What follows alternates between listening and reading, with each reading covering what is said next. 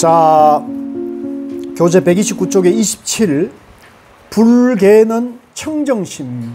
이제 부처님 계율이라는 얘기인데요. 부처님 계율은 이제 깨달음으로 가려면 지켜야 될 규칙이 있다는 거죠. 지켜야 할 규칙. 그래서 우리 불자들 같은 경우는 이제 5계가 있고 또 보살 10계가 있고 그 다음에 비구 스님의 경우는 200 몇 개인가? 하여간 뭐 제가 모르겠습니다만 200 몇 가지 계율이 있어요. 그래서 그걸 말하는데, 그러니까 요 부처님 계는 이제 남방에서나 교학에서는 이 계율을 굉장히 중요시해요. 그래서 계정해를 부처가 되는 깨달음으로 가는 세 가지 핵심이라고 보거든요. 계정해라 그래가지고 이걸 삼학이라 그러는데, 우리 선에서는 이 계와 정과 해를 마음 하나로 이렇게 회통을 시켜버려요. 그래서 마음이 청정하면은 부처님의 계율이고 계이고, 마음이 청정한 거, 마음에 내가 오염이 없으면 그게 마음이 청정한 계고, 마음에 이제 마음이 이제 양변을 여의면, 마음의 양변을 여인 자리가 정이고 선정이고, 마음에서 지혜가 나면은 그걸 이제 해라 그래, 해. 그래서 이 계정해를 남방에서 안내하는 방식과 달리 선에서는 전부 마음자리로 하나로 회통을 시켜버리기 때문에 이 공부가 좀 쉽게 이제 하는 거죠. 보살계에 이르기를 중생이 부처님 계를 받으면 곧 모든 부처님의 지위에 들어가는지라. 지위가 대각과 같아서 참으로 부처님의 아들이라 라고 하시니 그 뜻이 어떠합니까? 부처님의 계란 청정한 마음이니, 부처님의 계율은 우리 마음이 청정하면은 그것이 계율이 된다는 거죠. 뭘 지키고 말고 없이 그냥 우리 마음이 양변을 여인, 그죠? 우리 마음이 깨끗하면은, 청정한 마음이 되면 그것이 부처님 계라는 거죠.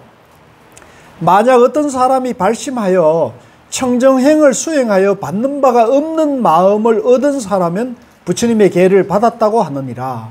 우리 마음이 본래 청정하단 말이에요. 본래 청정하니까 내가 나다 너다, 선이다 악이다, 깨달음이다 미망이라는 분별을 다 떠나면 우리 마음이 본래 청정함으로 돌아가는 겁니다. 본래 청정함으로. 과거의 모든 부처님도 다 청정하여 받음이 없는 행을 닦아서 불도를 이룬 것이니, 지금 어떤 사람이 발심하여 받음이 없는 청정행을 닦는 사람은 곧 부처님과 더불어 공덕을 균등하게 써서 다름이 없느니라. 그러므로 모든 부처님 지위에 들어간다고 말하는 것이니, 이렇게 깨달은 사람은 부처님과 더불어 깨달음이 같으므로 지위가 대각과 같아서 참으로 모든 부처님의 아들이라고 하는 것이니라. 청정한 마음으로 지혜가 나는지라. 지혜가 청정함을 이름하여 모든 부처님의 아들이라고 하며 또한 부처님의 아들이라고 하느니라. 여기서 이제 부처님 아들이라 한 것은 부처님이나 부처님 아들이나 부처인 건 하나라는 얘기입니다. 그러니까 여기서 부처님 아들이라 표현을 한 거는 우리도 부처가 된다는 얘기입니다. 우리가 부처라는 얘기입니다. 깨달으면, 마음이 청정하면은 그 자리가 바로 부처 자리다는 얘기입니다. 부처와 둘이 아니다는 얘기입니다. 그 다음에 133쪽 28 불과 법의 선후. 이제 부처와 부처님 깨달은 법이 앞과 뒤가 있느냐는 얘기거든요. 요거는 이제 달걀이 먼저냐 닭이 먼저냐는 얘기와 같거든요. 근데 이제 과학자들은 그런 얘기를 하대요. 그것은 이제 조건에 따라 다르다는 거죠. 조건에 따라 다르다. 예를 들면 닭을 보고 닭이 먼저입니까 계란이 먼저입니까? 닭은 계란에서 왔잖아요. 근데 계란을 보고는 닭에서 왔다, 이렇게 얘기를 해야 된다는 거죠. 그래서 그건 조건에 따라 다른 것이지 선후가 고정되어 있는 건 아니다, 이렇게 보는 거죠. 그래서 여기도 마찬가지입니다. 자, 부처와 부처님 법은 선후가 있는 겁니까? 물음이거든요. 부처님과 법에 있어서 부처님이 앞입니까? 법이 앞입니까?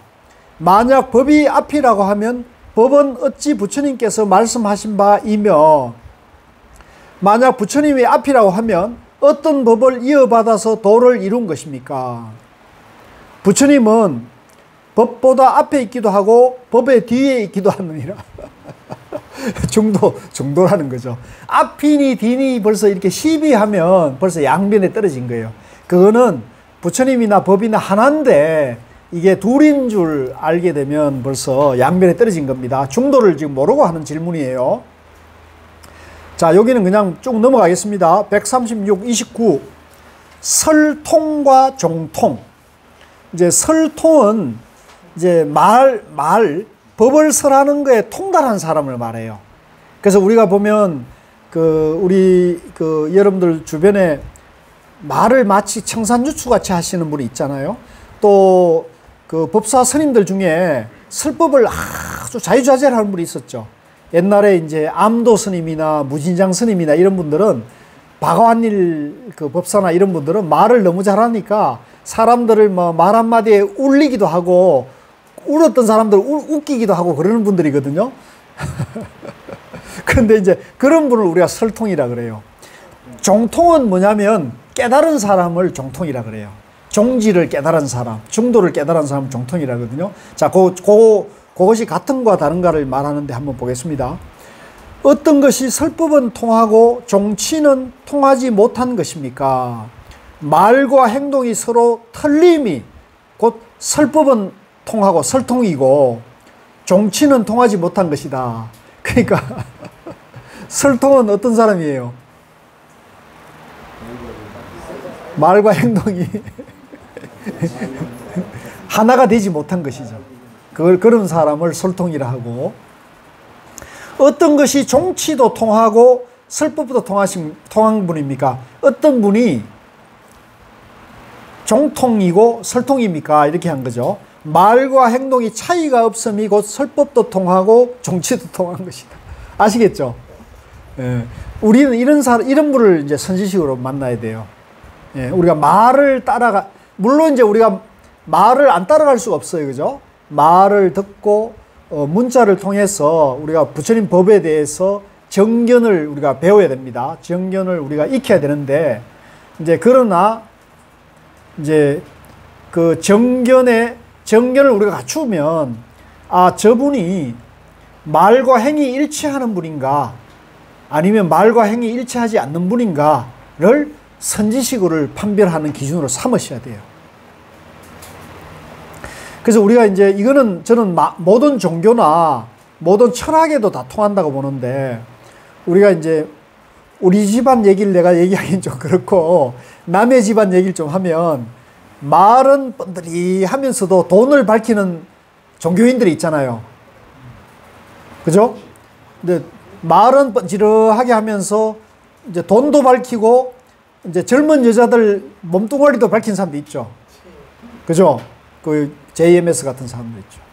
이제 그런 사람들 말이죠. 그러니까 그런 사람들이 처음에 대학생들 꽤 있는데 자기가 성경을 3000번 읽었다고 그래서, 그죠? 그래서 야, 너 성경 3000번 읽은 사람 만나보라 그러면 누구든지 다 주눅 들잖아요. 그런 사람 앞에 가면, 나는 평생 성경 한 번, 두 번 읽을 만한데 저 사람은 3000번 읽었다니까.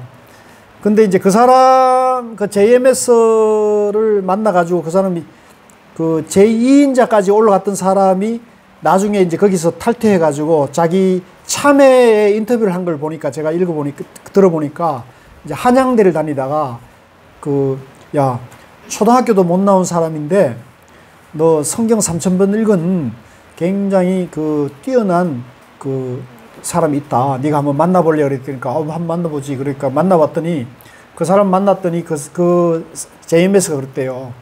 간밤에 자네가 여기 오는 걸 내가 꿈을 꿨다.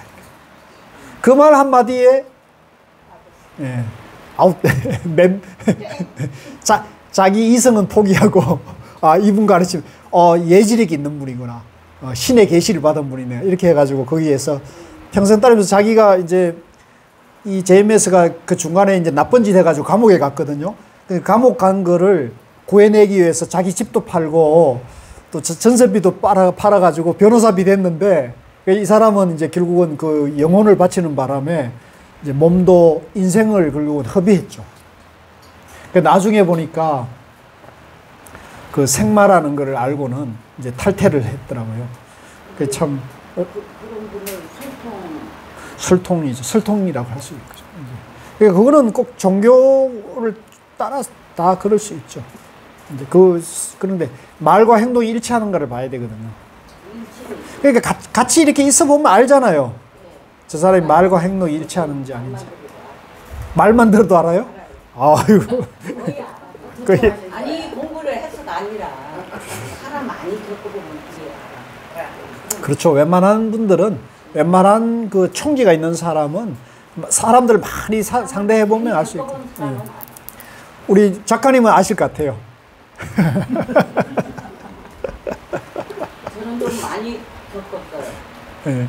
근데 이제 제가 얼마 한 10년 전에 이제 저 참선 공부하러 오신 분 중에 그 대기업 이제 우리나라 뭐 굴지의 대기업이니까 어디라 뭐 다 아는데 거기 임원하다 은퇴해가지고 이제 정년하고 와가지고 부부가 같이 공부하러 오신 분이 있는데 그분이 이제 공부를 좀 한참 하다가 안 나오시더라고요. 그래서 왜 안 나오나 하고 이렇게 좀 연락을 봤더니 그 이제 대기업 은퇴를 하고 왔으니까 은퇴금이나 이런 게 많이 있을 거 아니에요. 퇴직금이나 이제 그걸 사기를 당했더라고요. 그러니까 뭐 어디 어떻게 하면은 이제 부동산 파이낸셜 뭐 이런 거 있잖아요. 뭐 이렇게 투자를 하면 이게 몇 배가 되고 이러니까 이분이 이제 그 돈을 그 노후 자금을 해가지고 거기다 묻어둔다고 이렇게 그 게임에 빠져가지고 거기 묻었는데 그 뭐 그게 전체가 보니까 사기 행각에 걸려가지고 막 2중 분양, 3중 분양을 해가지고 이게 완전히 막 어마어마하게 사기를 친 거예요. 그래가지고 그게 묶여서 결국은 노후에 막 들어가지고 공부도 그분들 포기하시더라고요. 내가 그걸 보면서 아 저렇게 똑똑하셨던 분들도 그 사기에 넘어가는구나. 하긴 나도 10억에 떼 있으니까 내가 이런 말 할 자격이 없네.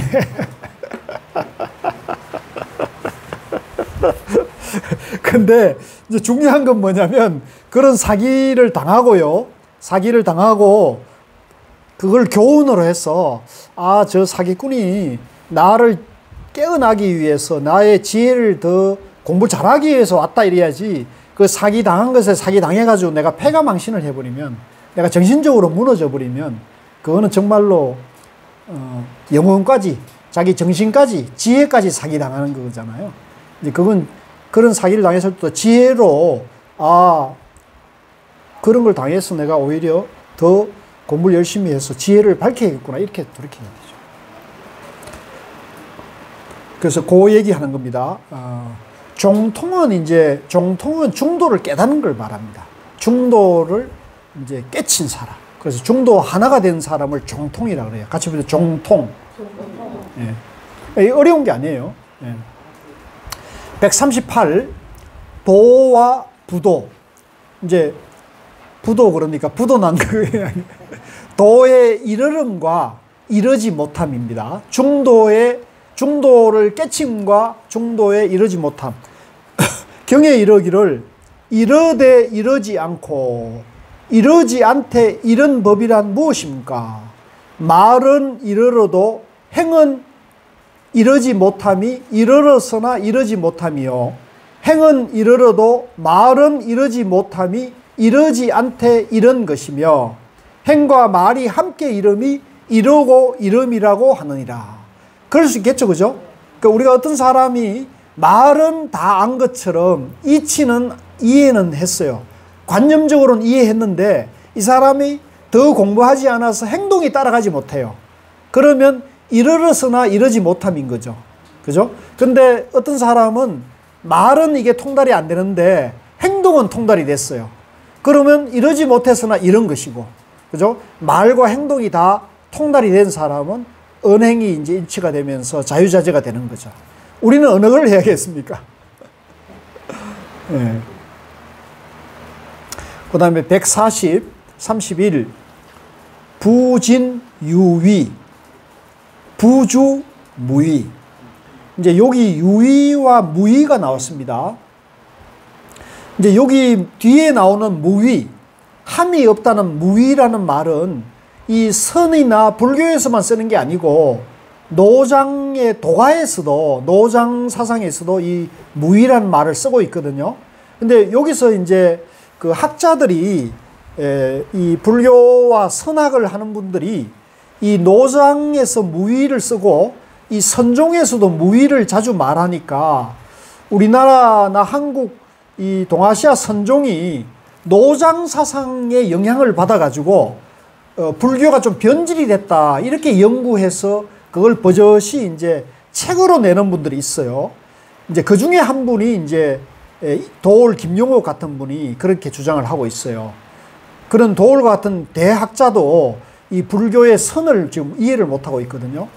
이제 도올은 평생 언어 문자로 공부하신 분이잖아요. 그죠? 지식을 쌓은 분이니까. 그 총명한 머리로 이제 경전과 언어와 문자, 학문으로 언어 문자를 공부하는 사람은 기본적으로 사유분별이 남아있잖아요. 근데 이 불교의 깨달음, 선은 사유분별로 알 수 있습니까? 사유분별로 알기도 어렵거니와 사유분별로 알더라도 그건 어디까지나 아르마리로 안 것이기 때문에 이 중도를 아르마리로 이해해서는 제대로 이해할 수가 없거든요. 중도는 말길이 끊어진 것이, 아는 것이니까 그건 진짜 어려운 거잖아요. 그래서 제가 보니까 오늘 내가 도올 선생님을 약간 좀 구업을 좀 짓자면, 도올 선생님이 지금 불교를 강의하고 선에 대해서 이러쿵저러쿵 하고 있는 것은 전부 구두선이고 불교의 중도를 지금 모르고 있는 거예요.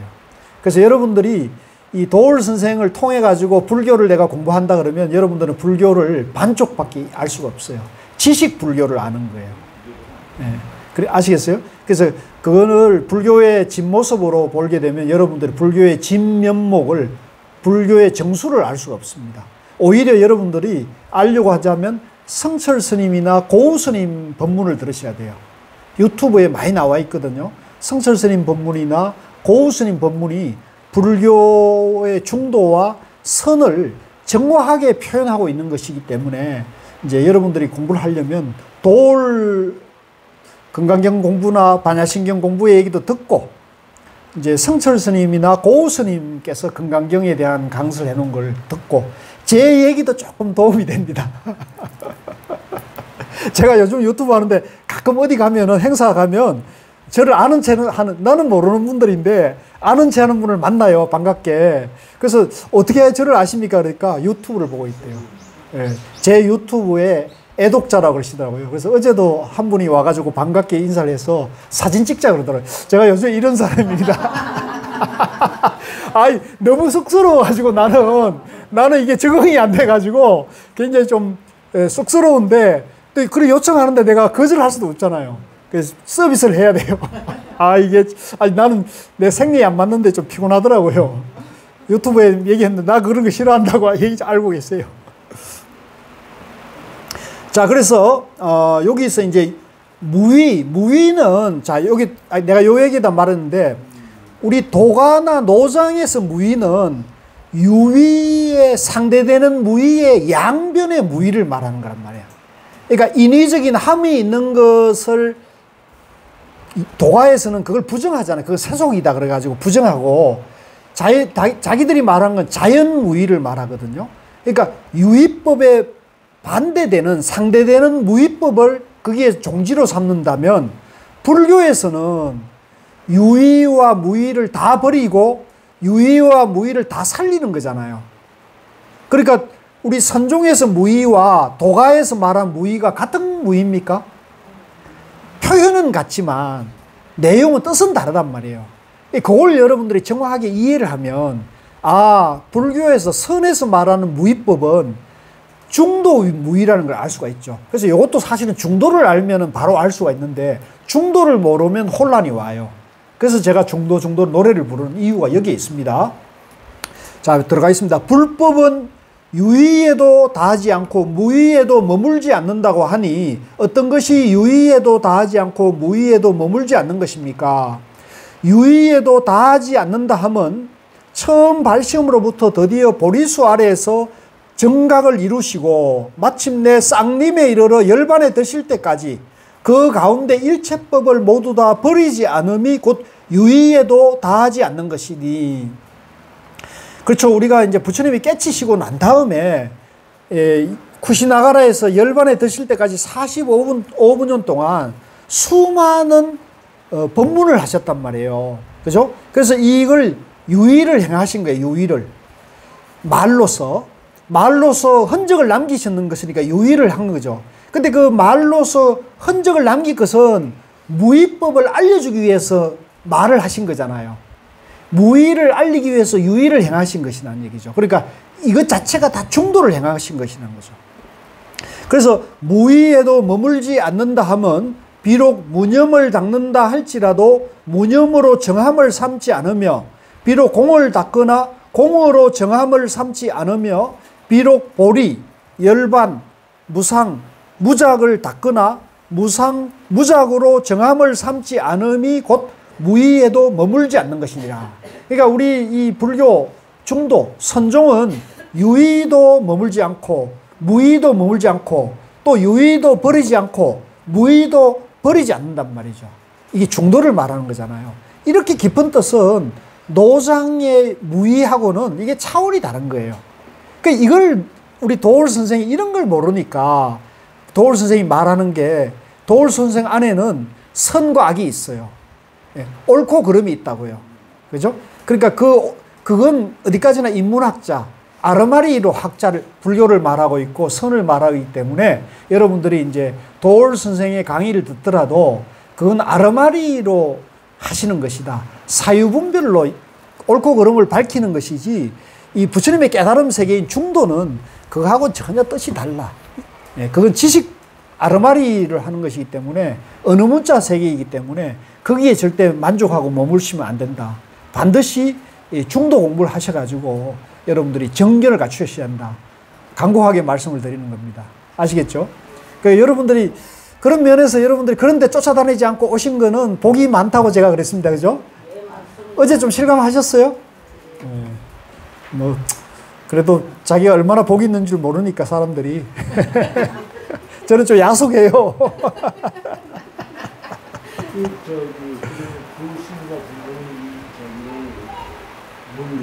중도 몰라요, 그분. 제가 보니까 그분이 말하는 거라, 저도 이제 그분이 한때 제가 그 팬이었어요, 저도. 네.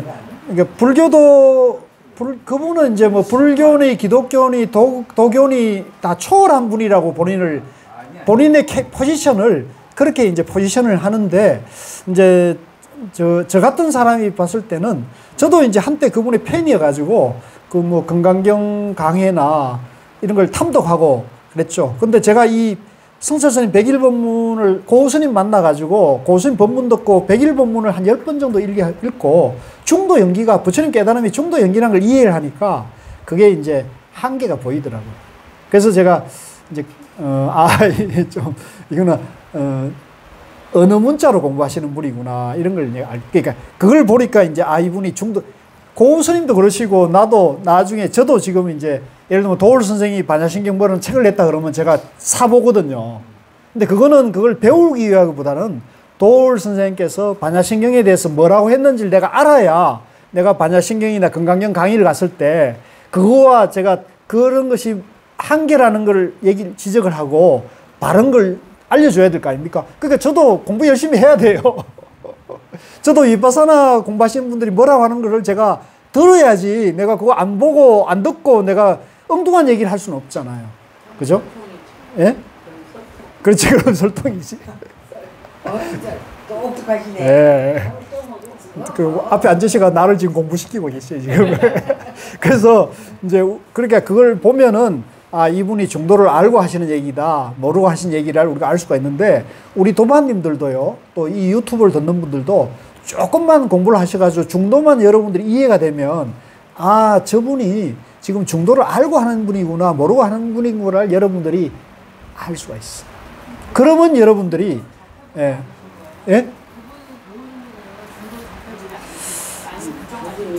제가 봤을 때는, 그분이 성철스님 100일 본문을 안 본 것 같아요. 접해보지 않은 것이죠. 아니, 8만 대장경 중에 이제 웬만한 경전은 보셨겠죠. 근데 그 경전을 봐도 이제 거기에 중도가 근본이라는 것을 이제 알아낼 수 있는 거는 중도에 대한 견해를 안목을 갖춘 사람이 볼 수 있는 거잖아요. 그 제가 늘 말씀드릴 때 이제 초기 경전에서는 이제 중도를 지관, 이제 사마타 위파사나를 하고 이제 요걸 이제 반야신경에서는 이제 공적시색이라 한다 그러잖아요. 그죠? 그 다음에 요거를 이제 법화경을 소경전 천태종에서는 쌍차, 쌍조를 한다 그러고 화엄종에서는 요거를 이제 적광이라 한단 말이야. 이게 임제족에서는 이걸 살활이라 한다 그러고 가라선에서는 이거를 적적성성이라 한단 말이야. 이게 이제 중도를 알면 이게 회통이 되거든요. 화엄종이든 천태종이든 초기경전이든 위파사나든 대성이든 우리가 이걸 중도로 보면 전부 이게 하나라는 것을 볼 수가 있죠. 그러면 이게 우리가 거기에 매이지 않고 이걸 자유자재로 볼 수 있는 안목이 열리잖아요. 그래서 성철 스님 101번문은 그걸 정리를 해놨거든요. 근데 이제 이 도올 선생이 성철 스님이나 선사들을 좀 무시해요. 무식한 사람들이다. 아니, 무지해서, 내가 봤을 때 무지해서 그런 거지. 그러니까 아까, 그치, 인정하지 않는 거지. 그러니까 이어령 선생이 이제 자기가 똑똑하고 자기가 최고다 생각해가지고 친구가 없었다는 말을 노년에서 깨달은 거잖아요. 그러니까 내가 봤을 때 도울 선생도 자기가 최고다 생각하고 있죠. 예? 뭐, 읽은지는 모르겠지만, 예, 인정을 할 수 없지. 왜냐하면 내가 대만 대학도 나왔고, 내가 대만 대학에서 석사도 하고, 도쿄에서 석사도 하고, 하버드 가서 박사를 땄는데, 세상에 나 같은 사람이 누가 있어? 나와보라 그래. 그래서 이제 산중에 스님들을 좀 무식하다고 보죠. 오해하는 거죠, 오해. 자기 혼자 공부해가지고, 그래서 제가 말년에 이제 고우 스님 보고 제가 좀 그랬거든요. 스님, 저 도울하고 한 자리에 좀 만나셔가지고 좀 그 대담하는 자리를 제가 기획해 보려고 그러는데 스님 한번 하시겠습니까? 그랬거든요. 그랬더니 고우 스님이 웃으시면서 그런 거야. 도울이 자기가 최고라는 사람인데 이 산중에 있는 중을 만나려고 하겠냐고 그러시더라고. 그러니까 고우 스님 굉장히 하심하는 거죠, 그죠? 예. 불교 전체를 위해서는 아니 그러니까 만났는데 도울 선생님이 막 그러면 이제 고선생님 웃에 사는 거지. 덜러리 서는 거죠. 예. 그게 이제 제가 이제 사실은 여러 적에 있었는데 2011년도에 제가 한번 얘기를 해드렸죠. 이제 가나선과 위파사나 하도 시비가 많으니까 그래서 이제 우리 가나선을 대표하는 고스님은 이제 좀 편안하신 분이니까 나오시라 그러고, 저 남방에 이제 그때 항상 떠오르는 분이 이제 남방도 위파사나가 크게 두 파로 나눠져 있어요. 이제 위파사나 마하시 계통에는 위파사나가 있고요. 이제 파옥 계통에 이제 사마타를 닦아서 위파사나로 간다는 계통이 있어요. 이게 지금 가장 크게 대별되어 있는 큰 흐름이거든요. 그래서 그때 한창 떠오르는 분이 이 파옥 스님이었어요. 그러니까. 그래서 그분을 이제 일묵 스님이 그 밑에 가가지고 이제 인가를 받고 오신 분이어가지고 제가 일묵 스님 그때 잘 알고 있어가지고 일묵 스님을 이제 설득을 해서 스님 우리 가나선과 위파사나 한 자리 대표 선지식을 남북방 대표 선지식을 한 자리씩 모십시다 그랬더니 그 일묵 스님은 고우 스님을 존경을 했어요. 좀 따랐습니다. 그래서 제가 이제 모시고 가서 같이 대화할 수 있는 자리도 만들어 드렸고 그랬거든요. 그래서 이제 그러자고 그래가지고 이제 그 일묵 스님이 남방에 파옥 스님을 모셔왔습니다. 모셔오고, 그 다음에 이제 저는 이제 고수 모시고, 저 공주에 가면 한국문화연수원이라고 조계종 연수원이 있어요. 그래서 2박 3일 프로그램을 했어요. 그래서 거기는 이제 자리를 잘 했습니다. 이제 고우 스님도 점잖으신 분이고, 그 파옥 스님도 비교적 점잖으신 분이더라고요. 점잖으신 분인데, 이제 어쨌든 뭐 그 재밌는 일화는 제가 편할 때 나중에 얘기를 한번 해드리고, 그래서 잘 했어요. 그 다음에 이제 어떤 인연이 있으면 이시영 박사 아시죠? 이시영 박사. 이시영 박사가 느닷없이 금봉함을 찾아왔어요. 그래서 스님께서 전화를 하셔가지고 저보고 이시영 박사가 온다는데 왜 오는 것인지 모르겠다 그러시더라고요. 그래서 내가 그리고 하도 유명하신 분이고 그래가지고 나도 한번 내려가 봐야겠다 싶어서 내가 이제 내려가서 그 이시영 박사 오는 자리에 내가 동석을 했어요. 그랬더니 그 이시영 박사가 온 이유는 당신이 이제 평생 건강학이나 정신건강학을 공부를 했는데 이 불교와 참선이, 이 명상이 이게 왔다라는 거예요. 착오라는 거예요. 이거 반드시 해야 한다고. 그러니까 이 이시영 박사가 이제 완전히 그게 매료가 됐더라고요. 그래서 자기도 명상을 하고, 스님, 우리 이거 세로토닌 운동 합시다. 그러니까 이 명상을 하면 세로토닌이 나오고, 세로토닌이 나오면 노후에 건강해진다는 거예요. 예? 그러니까 스님 나가가지고, 도시에 나가가지고 세로토닌 운동하자고 이제 스님을 설득하러 오신 거예요. 근데 이제 그 말하다 보니까 이시영 박사도 대구 출신이고 고우 스님도 대구 출신이에요. 대구 출신이에요. 그 두 분이 이제 말은 잘 통했어요. 말을 잘 통했는데 이제 뭐 고우 스님 예 이렇게 허허하고 그러는데 다 가고 난 다음에 고우 스님 어떻게 하실 건데요? 그랬더니 그래서 왜요? 그랬더니 이시영 박사가 이건 끄고 얘기합시다. 그런 뜻이 있는 거죠. 그런 뜻이 있는 거죠. 그러니까 대화는 이렇게 사실 우리가 이렇게 만나서 대화해 보면 저 사람이 지금 내 의견을 듣고자 온 사람인지 자기 얘기를 가르치려 온 사람인지가 금방 알 수 있잖아요. 웬만한 사람 다 알잖아요. 예. 그러면 대화가 통합니까? 실컷 와가지고 자기 책 썼고 자기 자랑만 잔뜩 하고 내 얘기는 한 번에도 안 듣고 가려고 그러죠. 자기 일을 인정해 달라는 얘기거든요. 그 얘기는. 어디 가면 내가 어떤 선생님도 만나봤고 이렇다.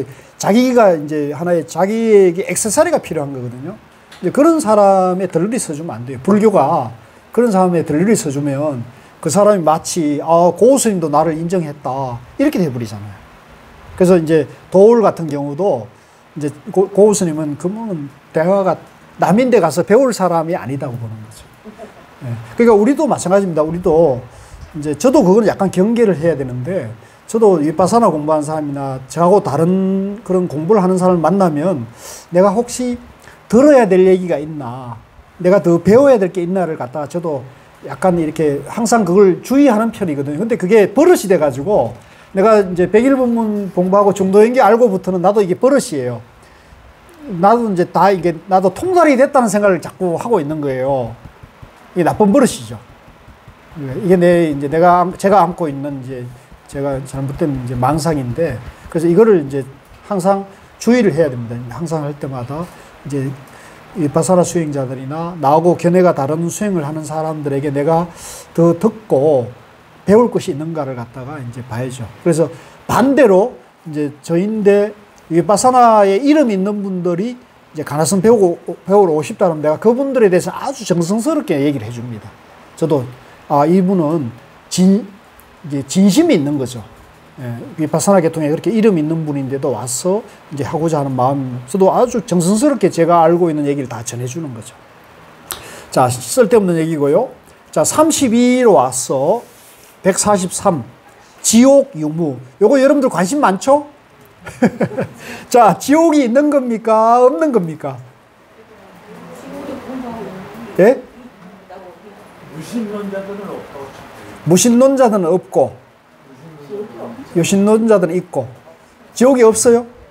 금생에서 네. 지금 내가 느끼는 게 지옥이면 그게 지옥이고 죽어서 지옥은 없는 것 같다. 차라리 살아서 내가 지옥 가고 극락 가는 것 같다. 그렇게 볼 수도 있겠네요. 그리고 저기 지장아 뭐 여기 다 암자들의 그 지옥도 뭐 그거는 어떻게 해요? 그건 어떻게 된 거예요? 공부하는 거 있는 거죠. 그 유튜브 보면 절대적인 있는 걸로 유튜브에서 있는 걸로 나온다고요? 예. 이제 경전에서는 그 부처님 경전에서는 이제 윤회 얘기도 많이 하시고 또 이제 업을 지었을 때 잘못된 업을 지으면은 이제 사막도에 간다는 얘기도 많이 하시고 그래서 항상 이제 선한 행을 하라는 말씀은 이제 부처님 경전에 뭐 일관되게 나오는 말씀이죠. 그 다음에 그거는 뭐 불경뿐만 아니라 성경이나 코란이나 또 뭐 브라만이나 다 일관되게 얘기하는 거기 때문에 그거는 이제 보편적인 거죠. 그런데 이제 과연 지옥이 그러면 어디에 있는가 하는 문제는 우리가 이제 여기서 한번 대주스님은 뭐라 했는지 한번 보겠습니다. 지옥이 있습니까? 없습니까? 있기도 하고 또한 없기도 하느니라. 이게 이제 이 선사의 답이에요. 있기도 하고 없기도 하다. 이게 불교의 예? 중도가 아닙니까? 있기도 하고 없기도 하고. 아, 그런 거 저기 중도죠. 중도죠, 중도. 예, 예. 예. 그러니까 우리는 항상 불교를 바르게 정견을 세운 사람은 항상 이렇게 봐야 되는 거야. 지옥이 있습니까? 있기도 하고 없기도 합니다. 예. 자, 그러니까 뒤에 봐야겠죠. 뒤에 뭐라 했는지. 어째서 있기도 하고 또한 없기도 합니까? 마음을 따라 짓는 바 일체 악업이 곧 지옥이 있음이요. 그렇죠? 그 밑줄 그으십시오. 마음에 따라 가지고 일체 악업을 지으면 그것이 곧 지옥이라는 거죠. 악업을 행하면 지옥이라는 거죠. 만약 마음이 물들지 않으면, 물들지 않는 건 양변을 떠난다는 얘기죠. 나다, 너다, 선이다, 악이다, 좋다, 나쁘다, 안다, 모른다를 떠나면 중도 마음을 말하는 거잖아요. 그죠? 만약 마음이 중도가 되면 자성이 공한 까닭에 곧 지옥이 없느니라. 이해됩니까? 무슨 얘기 아시겠죠? 그러니까 우리가 내가 있다는 양변에 떨어져서 내가 있으니까 내가 더 가지고 내가 이기적인 욕망을 추구하고 이러면서 남을 해치고 남을 덩치고 남을 부려먹고 이러면은 악업을 짓는 것이죠. 그 악업을 지으면 지옥을 간다는 거죠. 그 사람은 있기 때문에 내가 있다 그런 사람이니까 그 나쁜 짓을 하면 어디 가겠냐는 거죠. 당연히 그건 지옥 간다는 거죠. 그죠? 그러니까 내가 있다고 보고 내가 업을 지으면 나쁜 행을 하면 그건 지옥 간다는 거죠. 지옥이 없습니까? 지옥이 있는 거란 말이에요. 아시겠어요? 지옥이 있는 것이죠. 자, 그런데 내가 나라고 할 것이 없다. 이런 걸 깨달아가지고, 그죠? 나와 남이 모두 잘되고 행복하게, 나와 남이 전부 이익되게 내가 마음을 행하고 행을 해나가면, 그러면 내가 어디 가겠어요? 내가 없는데 어딜 가겠냐는 거죠. 그러면 이제 그것이 지옥이 없는 것이다. 이해되시죠? 예. 그래서 못 깨달은 사람은 이제 극락과 지옥이 있는 것이고 윤회가 있는 것이고요. 못 깨달은 사람은 지옥과 윤회가 있는 것이고 깨치면은 지옥과 극락이 윤회가 해탈하는 것이다. 아시겠죠? 이렇게 이제 우리의 답을 가지고 계셔야 됩니다. 물어볼 거예요. 우리 답이 됐습니까? 뭐가 헷갈려요? 네. 아, 그렇죠. 이제 그러니까 잘못 없다는 양변에 빠지면은 허무주의에 빠지죠. 허무주의에 빠지면 안 돼요. 그것도 양변이기 때문에 허무주의에 빠져서 아무 행동이나 막 해도 된다. 이렇게 생각하면은 그 사람은 지옥 간다는 거죠. 그렇게 보시면 돼요. 지금 근데 JMS 같은 경우는 벌써 지옥 간 거 아닐까요? 예? 없어지지 않았다. 아, 죽지. 그 뒤에 나올 거예요. 자, 그 다음에 145쪽에 33, 중생과 불성. 죄를 지은 중생도 불성이 있습니까?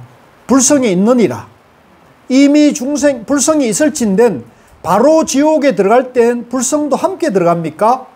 함께 들어가지 않느니라. 바로 지옥에 들어갈 때 불성은 어느 곳에 있습니까? 함께 가지고 들어가느니라. 이미 함께 들어갈진된 지옥에 들어갈 때 중생이 죄를 받음에 불성도 또한 함께 죄를 받습니까? 불성이 이미 중생을 따라 함께 지옥에 들어가지만 중생이 스스로 죄의 고통을 받는 것이요 불성은 원래 고통을 받지 않느니라. 뜻이 조금 드러납니까? 안 드러나죠. 그렇죠. 그러니까 이제 우리 이 선에서는 이 죽어서 극락을 말하기보다는 선에서는 현실 지옥 극락을 얘기하는 편이에요. 현실 지옥 극락이라는 것은 내가 지금 마음이 삿됨에 물들어서 삿된 행동을 일으키면 바로 지옥에 떨어진다고 보는 거예요. 그래서 예를 들면은 제가 저번에도 그런 말씀을 드렸는데, 내가 예를 들면 내가 있다는 착각에서 삿된 그 짐승 같은 마음으로 짐승 같은 행동을 하면 선한 눈을 가진 사람이 나를 어떻게 봐요? 저 짐승 같은 놈 그러잖아요. 그러니까 지옥에 짐승 같은 윤회에 떨어졌습니까? 안 떨어졌습니까? 산 채로 짐승의 세계에 들어간 거죠. 축생계에 떨어진 거예요. 업을 받았습니까? 안 받았습니까? 이미 받은 거죠. 이해하시겠어요? 그러니까 이 선에서는 이 업이나 윤회를 꼭 죽어서만에 말하는 것을 말하는 게 아니고, 이미 살았을 때 살아있는 산채로 인과에 떨어지는 걸 말하고 있는 거죠. 그런데 설통은 무조건 받는 지옥이네. 설통? 예. 그거 내가 그렇게 아니 근데 이제 설통 아니죠. 말과 행동이 틀린 걸 내가 알거든. 알면서도 그걸 이용하려고 하잖아요. 근데 이제 설통한 분들 중에 삿된 행을 안 할 수도 있거든. 그건 안 할 수도 있고 어쨌든 찍혀 있잖아. 그건 내가 남 얘기는 하고 싶지 않고요. 교수님, 근데 우리가 알기에 나쁜 짓을 해서 죽었어. 예. 죽었는데 이 육신은 다 없어지고 정신만 남잖아요. 그럼 그게 나쁜 짓 한 대로 그쪽으로 가는 거, 축생이든지 뭐 어디든지 뭐 가는 거, 그거를 갖고 그 과를 다 받는 거 아니에요? 글쎄, 일단 이제 그런 질문을 저희인데 제가 받으면 저도 아직 죽어보지 못해가지고 내가 그 얘기에 대해서 자신 있게 얘기할 수는 없어요. 정답입니다. 그런데 어떤 사람 보면 근데 이제 경전에는 부처님이 이제 그 과보를 이제 당장에 받을 수도 있고, 이제 대에 걸쳐서 생사윤회하면서 받을 수도 있다 그러거든요. 그러니까 그러나 경전에서 부처님 말씀은 반드시 받는다. 인과 법은 깨달은 분도 인과에서 자유로울 수는 없다고 그랬거든요. 깨달은 도인도 인과는 피할 수 없다 그랬기 때문에 인과는 반드시 이제 받는 거예요. 받는데 그게 이제 인연에 따라 받기 때문에 당장에 받을 수도 있고 몇 대에 걸쳐서 생사윤회 과정에서 받을 수도 있다는 거죠. 그렇게 보시면 될 것 같고요. 다만 저는 이제 선을 이제 닦는 사람이니까 저는 이제 저하고 같이 공부하는 도반님들에게 죽어서 문제보다도 우리가 살아있을 때 항상 깨어있으면서, 그죠? 항상 우리가 깨어있으면서 중도 정교를 세워서 삿된 행위나 이제 삿된 마음이나 삿된 말을 하지 마시고, 그죠? 항상 양변을 여의고 나와 남이 다 잘 되는 쪽으로, 그죠? 우리가 마음을 쓰고 생각을 하고 말을 하시는 것이 좋다. 그러면 절대로 그죠? 예, 악업을 받지 않거든요. 근데 우리가 반대로 이제 그 악업을 짓는 사람들 우리가 눈에 많이 보잖아요. 그죠? 이제 그런 걸 볼 때 이제 그 사람을 이제 미워하고 원망하기보다는 그 사람을 어떻게 해야 됩니까? 연민으로 대해야죠. 아, 안타깝다. 연민으로 대하고, 그 사람이 이제 그런 악업을 짓고 삿된 행을 하기 때문에 그 사람이 이제 어리석은 사람은 자기가 나쁜 짓을 한다는 걸 모르고 거기에 빠져 있는 사람들은 어리석은 사람이, 그런 사람은 이제 구제가 어렵죠. 근데 나쁜 짓, 삿된 행을 했기 때문에 자기가 초조불안한 마음에 빠져 있는 경우가 많아요. 그래서 잠도 잘 안 오고, 그죠? 다리 뻗고 못 자는 사람들 많잖아요. 그죠? 그러니까 그런 사람들은 이제 우리가 깨우쳐 줘야겠죠. 일러줘야죠. 인연되는 대로. 그죠? 더 이상의 악업을 짓지 않도록 우리가 이제 얘기가 통하고 또 대화가 되면 그런 얘기는 일러줘야 됩니다.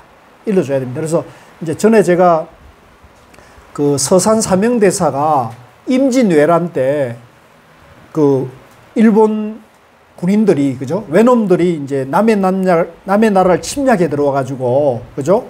그 악업을 지었을 때 서산 사명대사가 이제 다 성병들이 이제 5,000명이 일어났다 그러거든요. 5,000 의성군들이 이제 평양성 탈환에도 큰 공을 세워가지고 이제 선조가 이제 한양에 황궁을 할 때 선종의 의가를 호위하는 경호원들을, 성병들을 그 경호를 맡겼다 그래요. 그 정도로 이제 선조 왕이 신임을 얻었다는 얘기가 되거든요. 저 사람들은 믿을 수 있는 사람들이다. 우리 국군은 믿을 수 없고 전부 전쟁이 일어났는데 도망가 버리고 숨어버리고 싸우면 다 지어버리니까. 근데 이 성병들은 한번 싸움에 임해가지고 물러서지 않으니까, 그죠? 목숨을 돌보지 않고 물러서지 않으니까 이 사람들은 믿을 수 있다가 된 거예요. 그러니까 유교 선비들도 감당을 할 수 없는 그런 게 돼버린 거죠. 이게 이제 불교의 어떤 정신인데, 근데 그분들은 그러면 무슨 마음으로 살생하는 전쟁의 터에 참여했냐는 거죠. 살생하면 어디로 갑니까? 지옥 가자고. 그죠? 그래서 그러면 왜 서산사명 같은 그런 도인들이 왜 살생업을 지으면서 지옥 갈 업을 지으면서도 전쟁에 참여했겠느냐는 거죠. 그것이 바로 나라 이제 임금을 구하고 백성들을 구해야 된다는 거죠. 중생을 구해야 한다는 거죠, 일단은. 그죠? 살생의 그런 전쟁의 그런 마구니들의 횡행하는 그 전쟁터에서 한 사람이라도 산 목숨을 구해야 되는 것이고, 두 번째는 마구니가 돼가지고 악업을 행하고 있는 일본 군인들, 그죠? 그 일본 군인들이 자기 뜻으로 왔겠습니까? 그죠? 그 도요토미 히데요시나 그 장군들이 남의 나라를 약탈하고 침략해서, 그죠? 자기들이 호의호식하고 얻고자 왔겠죠. 그러니까 그 명령에 따라서 완 사람들이 대부분일 거 아닙니까? 그죠? 그러니까 그럼 또 중생이잖아요. 구해야 되겠죠. 근데 그 구하는 방법을, 그죠? 일단은 말로서 무기를 내려놔라 했겠죠. 그러면 목숨을 살려주겠다 했겠죠. 스님들이. 그래도 그게 안 듣고 계속 업을 지으면은 싸워가지고 힘으로라도 목숨을 끊어서 그 사람들이 악업을 멈추게 해줘야 한다는 거지. 더 이상의 악업을 멈추게 해서 목숨을 끊어주는 자비행을 하는 거죠.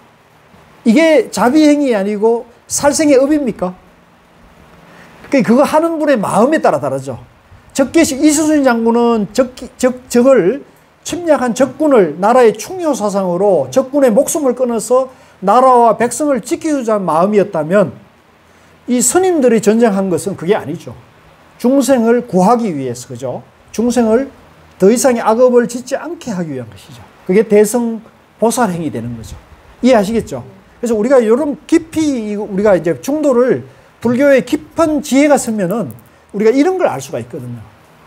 아시겠죠? 그래서 불교를 깊이 하셔야 돼요. 불교를 깊이 하시게 되면 이런 것에 통달할 수가 있는 거거든요. 그래서 여기도 중생과 불성이라는데, 아까 제가 말씀드린, 그러면 서산사명대사가 수많은 일본 군인들의 목숨을 끊었으니까 지옥에 갔을 거라는 거죠.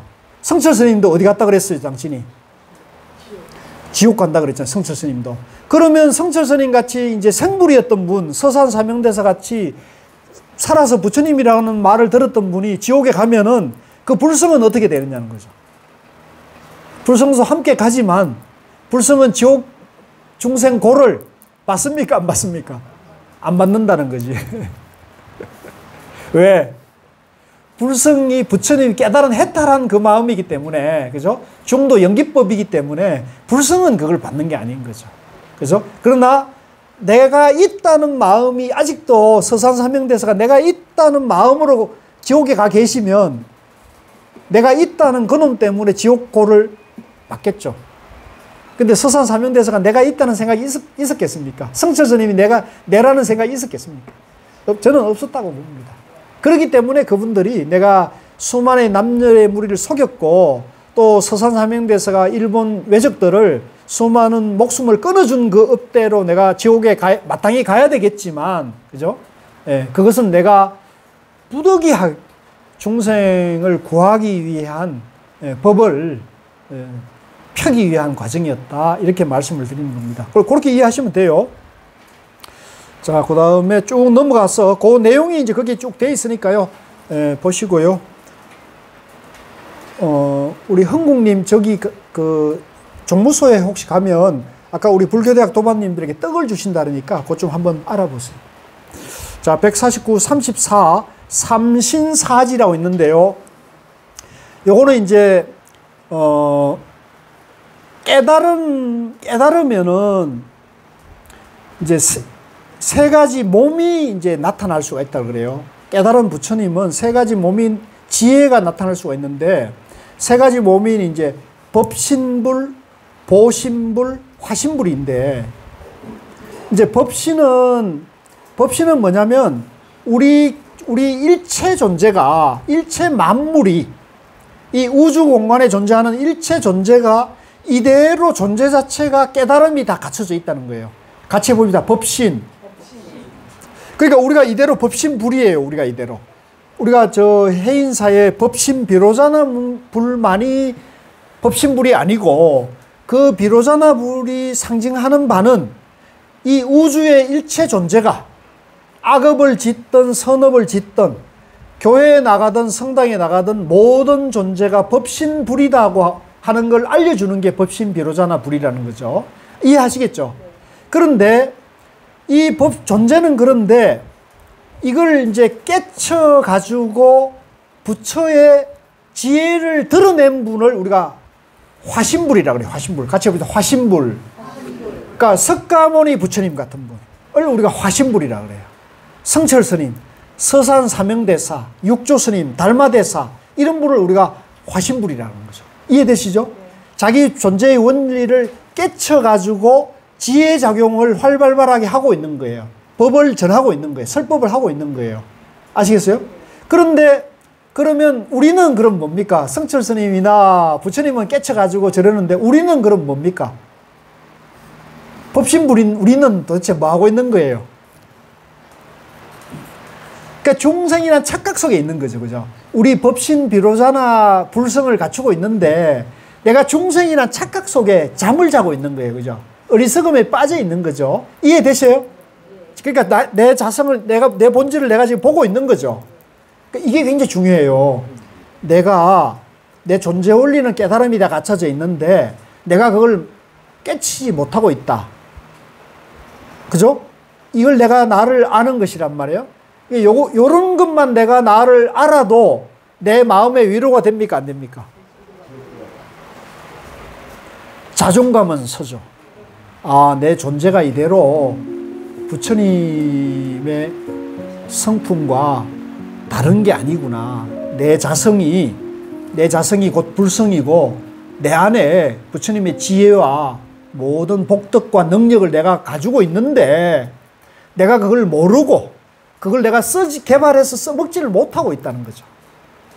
요걸 아는 게 중요합니까? 안 중요합니까? 요거 아는 게 굉장히 중요해요. 저는 요걸 정견이라고 보는 거예요. 요걸 바른 지혜, 바른 안목을 세우는 것이다. 이걸 바른 안목, 바른 정견을 갖추고 공부하는 게 좋습니까? 안 갖추고 하는 게 좋겠습니까? 이건 반드시 갖춰야 됩니다. 갖추고 하면 공부가 잘 돼도 공부가 잘 안 돼도 별 상관이 없어요. 잘 되면 좋고 안 돼도 내 존재 원리는 다 갖춰져 있으니까 내가 하기만 하면 된다는 자신감이 있는 거죠. 이해됐어요? 그래도 이왕이면 열심히 해야죠. 놀면 안 돼요. 시간 낭비하고. 그 다음에 놀면은 중생 구제하는데, 중생을 이익 주게 하는데, 그죠? 좋은 일, 착한 일을 하는데, 착한 업을 짓는데, 내가 할 수 있는데 못한 거잖아요. 그죠? 그러니까 그렇게 하지 마시고, 부지런히 하셔야 됩니다. 부지런히. 예. 나도 게을러질 때, 이런 생각하면, 자다가도 벌떡 일어납니다. 누워있다가도, 아이고, 내가 이러면 안 되지. 자, 그런 얘기니까, 그런 얘기를 이제 삼신, 법신, 보신, 화신. 아까 이제 보신을 얘기 안 했는데, 보신은 내가 다음 세상에 미래 세계에 나면은 이제 미륵 부처님, 미륵 부처님, 다음 세계에 이제 화하는 부처님을 이제 보신이랍니다. 보신. 그 다음에 사지는 네 가지 지혜라는데요. 이건 네 가지 지혜라 이름만 고상하게 한 것이지, 이거 뭐 이렇게 볼 필요 없어요. 그냥 중도 정견만 갖추면 돼요. 양변만 여의면 되는 거니까 걱정하지 마세요. 자, 쭉 넘어가겠습니다. 하나만 하고 마칠게요. 그 다음에 155쪽에 35 불진신, 부처의 참된 몸. 어떤 것이 부처님의 참된 몸을 보는 것입니까? 이제 우리가 이제 내가 이대로 법신 비로자나라 그랬잖아요. 그죠? 내가 우리가 이대로 법신 비로자나불인데 이걸 보고 있습니까? 안 보고 있습니까? 여러분들은 안 보이죠? 어떤 것이 부처님의 참된 몸을 보는 것입니까? 우리가 법당에 계신 부처님을 보는 것이 그겁니까? 있음과 보세요. 있음과 없음을 보지 않는 것이 부처님의 참된 몸을 보는 것이니라. 양변에 떨어지지 않는 것, 중도 정견을 밝히는 것, 내 마음의 지혜를 밝히는 것이, 그죠? 부처님의 참된 몸을 보는 것이다. 그래서 성철 스님께서는 중도가 부처님이라 그랬어요. 말이 맞죠? 예, 그러니까 우리도 중도로 존재하기 때문에 내 마음이 중도라는 걸 알면은 부처님을 보는 거라는 거죠. 어째서 있음과 없음을 보지 않음이 부처님의 참된 몸을 보는 것입니까? 있음은 없음으로 인해서 서고 없음은 있음으로 인해서 나타나느니라. 본래 있음을 세우지 않으면 없음도 또한 존재하지 않으며 이미 없음이 존재하지 않는데 있음은 어디서 얻을 수 있으리요? 있음과 없음이 서로 인해서 비로소 있으니 모두가 생멸인 것이니라. 다만 이 두 견해를 떠나면 부처님의 참된 몸을 보는 것이니라.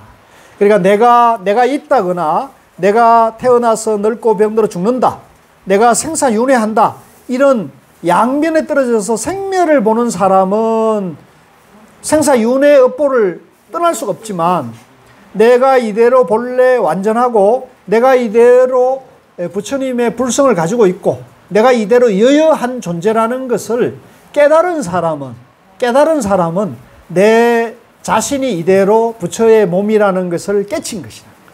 그러면 생사윤회에서 해탈하신 대자유, 영원한 행복을 이루는 것이라는 거죠. 예, 우리도 부지런히 중도 공부, 참선 공부를 해서 내 자신이 이대로 영원한 대자유, 영원한 행복을 내 자신 안에 다 갖춰져 있다는 것을 속히 지혜를 밝히시고 깨달으시기를 발언합니다. 수고 많으셨습니다.